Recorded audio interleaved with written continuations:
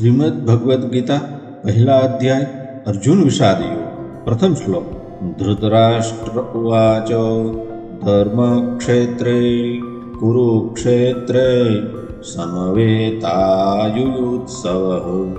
मामकाः पांडवाश्चैव किम कुर्वत संजय। श्लोक का अर्थ धृतराष्ट्र बोले, हे संजय, धर्मभूमि कुरुक्षेत्र में इकट्ठे हुए युद्ध की इच्छा वाले मेरे और पांडु के पुत्रों ने क्या किया। श्लोक की व्याख्या। धर्म क्षेत्रे कुरुक्षेत्रे यानी कुरुक्षेत्र में देवताओं ने यज्ञ किया था। राजा कुरु ने भी यहाँ तपस्या की थी। यज्ञादि धर्ममय कार्य होने से तथा राजा कुरु की तपस्या भूमि होने से इसको धर्मभूमि कुरुक्षेत्र कहा गया है।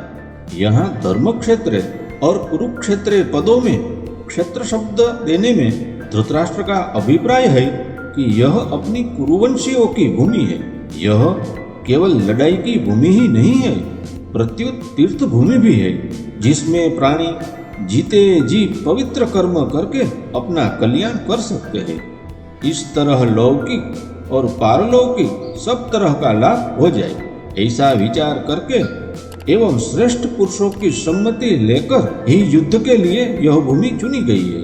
बंधुओं, संसार में प्रायः तीन बातों को लेकर लड़ाई होती है, भूमि, धन और स्त्री।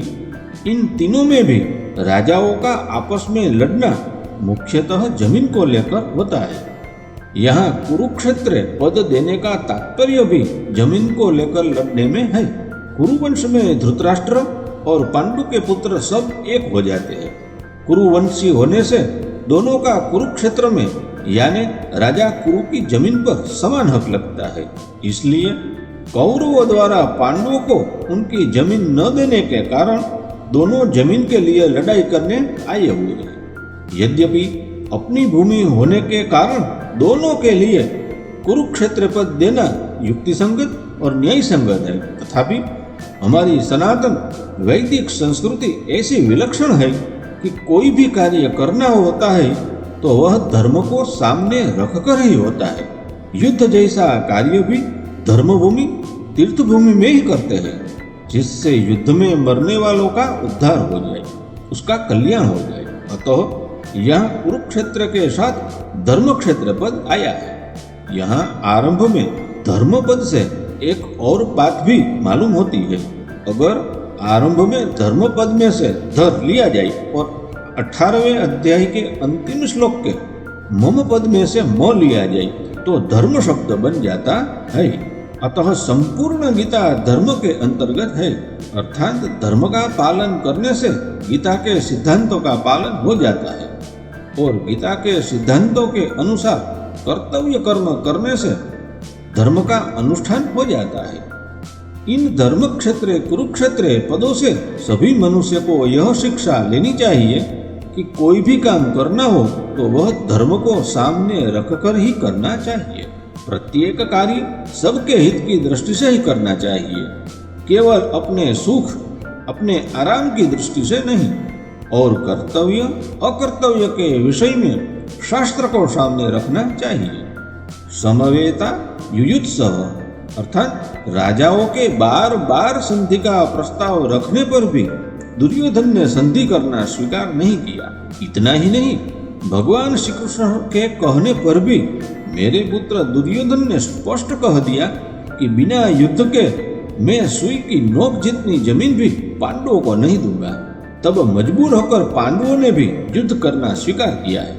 इस प्रकार मेरे पुत्र और पांडुपुत्र दोनों ही सेनाओं के सहित युद्ध की इच्छा से इकट्ठे हुए हैं। दोनों सेनाओं में युद्ध की इच्छा होने पर भी दुर्योधन में युद्ध की इच्छा विशेष रूप से थी। उसका मुख्य उद्देश्य राज्य प्राप्ति का था। वह राज्य प्राप्ति धर्म से हो चाहे अधर्म से, न्याय से हो चाहे अन्याय से, विहित रीति से हो चाहे निषिद्ध रीति से, किसी भी तरह से हमें राज्य मिलना चाहिए, ऐसा उसका भाव था। इसलिए विशेष रूप से दुर्योधन का पक्ष ही युयुत्सु अर्थात युद्ध की इच्छा वाला था। प्रिय दर्शकों, पांडवों में धर्म की मुख्यता थी उनका ऐसा भाव था कि हम चाहे जैसा जीवन निर्वाह कर लेंगे, पर अपने धर्म में बाधा नहीं आने देंगे, धर्म के विरुद्ध नहीं चलेंगे। इस बात को लेकर महाराज युधिष्ठिर युद्ध नहीं करना चाहते थे, परंतु जिस माँ की आज्ञा से युधिष्ठिर ने चारों भाइयों सहित द्रौपदी से विवाह किया था, उस माँ की आज्ञा होने के कारण ही महाराज युधिष्ठिर की युद्ध में प्रवृत्ति हुई ही थी। अर्थात केवल माँ के आज्ञा पालन रूप धर्म से ही युधिष्ठिर युद्ध की इच्छा वाले हुए। तात्पर्य है कि दुर्योधन आदि तो राज्य को लेकर ही युयुत्सु थे, पर पांडव धर्म को लेकर ही युयुत्सु बने थे। मामकाः पांडवाश्चैव, अर्थात पांडव धृतराष्ट्र को अपने पिता के बड़े भाई होने से पिता के समान समझते थे और उनकी आज्ञा का पालन करते थे। धृतराष्ट्र के द्वारा अनुचित आज्ञा देने पर भी पांडव उचित अनुचित का विचार न करके उनकी आज्ञा का पालन करते थे। अतः यहाँ मामकाः पद के अंतर्गत कौरव और पांडव दोनों आ जाते हैं। फिर भी पांडवाः पद अलग देने का तात्पर्य है कि धृतराष्ट्र का अपने पुत्रों में तथा पांडु पुत्रों में समान भाव नहीं था, उनमें पक्षपात था, अपने पुत्रों के प्रति मोह था। वे दुर्योधन आदि को तो अपना मानते थे, पर पांडवों को अपना नहीं मानते थे। इस कारण उन्होंने अपने पुत्रों के लिए मामकाः और पांडु पुत्रों के लिए पांडवाः पद का प्रयोग किया है, क्योंकि जो भाव भीतर होते हैं वे ही प्रायः वाणी में बाहर निकलते हैं। इस द्वेधी भाव के कारण ही धृतराष्ट्र को अपने कुल के संहार का दुख भोगना पड़ा। इससे मनुष्य मात्र को यह शिक्षा लेनी चाहिए कि वह अपने घरों में, अपने गांवों में, अपने प्रांतों में, अपने देशों में, संप्रदायों में द्वेधी भाव अर्थात ये अपने हैं ये दूसरे हैं ऐसा भाव न रखे, कारण कि द्वेधी भाव से आपस में प्रेम स्नेह नहीं होता, प्रत्युत कलह होता है। यहाँ पांडवाः पद के साथ एवं पद देने का तात्पर्य है कि पांडव तो बड़े धर्मात्मा है, अतः उन्हें युद्ध नहीं करना चाहिए था, परंतु वे भी युद्ध के लिए रणभूमि में आ गए हैं। तो वहां आकर उन्होंने क्या किया? बंधुओं, मामकाः और पांडवाः, इसमें से पहले मामकाः पद का उत्तर संजय दूसरे श्लोक से 13वें श्लोक तक देंगे कि आपके पुत्र दुर्योधन ने पांडवों की सेना को देखकर द्रोणाचार्य के मन में पांडवों के प्रति द्वेष पैदा करने के लिए उनके पास जाकर पांडवों के मुख्य मुख्य सेनापतियों के नाम लिए। इसके बाद दुर्योधन ने अपनी सेना के मुख्य मुख्य योद्धाओं के नाम लेकर उनके रण कौशल्य आदि की प्रशंसा की। दुर्योधन को प्रसन्न करने के लिए भीष्म जी ने जोर से शंख बजाया। उसको सुनकर कौरव सेना में शंख आदि बाजे बज उठे। फिर 14वें श्लोक से 19वें श्लोक तक पांडवाः पद का उत्तर देंगे कि रथ में बैठे हुए पांडव पक्षीय भगवान श्री कृष्ण ने शंख बजाया। उसके बाद अर्जुन, भीम, युधिष्ठिर, नकुल, सहदेव आदि ने अपने अपने शंख बजाए, जिससे दुर्योधन की सेना का हृदय दहल गया।